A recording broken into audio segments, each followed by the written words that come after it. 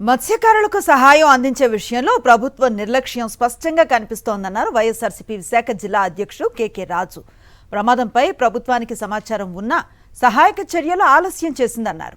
గల్లంతైన మత్స్యకారుల గురించి హోంమంత్రి పవన్ కళ్యాణ్, చంద్రబాబు ఇప్పటివరకు ఎందుకు మాట్లాడలేదని ప్రశ్నించారు. తమ వారి కోసం ఎదురు చూస్తున్న మత్స్యకారుల కుటుంబాలు నోరు మెదపద్దని బెదిరించడం ఎంతవరకు సబబని నిలదీశారు కేకే రాజు. ఈ ఘటన పట్ల, ఈ ప్రమాదం పట్ల ఈ ప్రభుత్వం యొక్క నిర్లక్ష్య ధోరణి, బాధ్యత రాహిత్యం మనకు స్పష్టంగా కనపడతా ఉంది.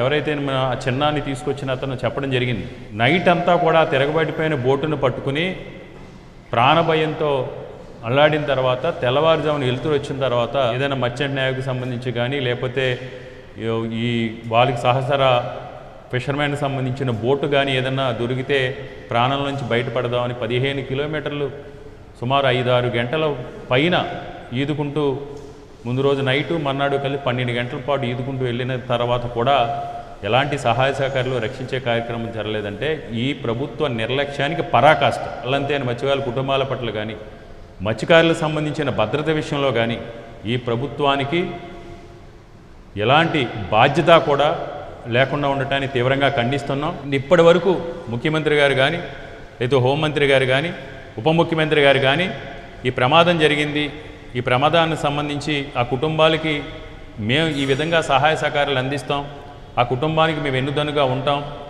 అని ఆ కుటుంబంలో మనోధైర్యం నింపి వాళ్ళకి ఆత్మస్థైర్యాన్ని నింపే పరిస్థితులు కూడా ఈ రోజు వరకు కూడా కనపడలేదు. ఈ మత్స్యకారు కుటుంబాలు తరపున నేను ఏమైంది ఏంటి పరిస్థితి అని వాళ్ళు నిరసన చేస్తే నిన్న పోలీసులు, అధికార పార్టీకి సంబంధించిన నాయకులు ఆ బాధిత కుటుంబాల్ని, బాధితులకి అండగా నిలబడిన మత్స్యకారు సోదరుల్ని కూడా నేను బెదిరించే ప్రయత్నం చేయడం జరిగింది.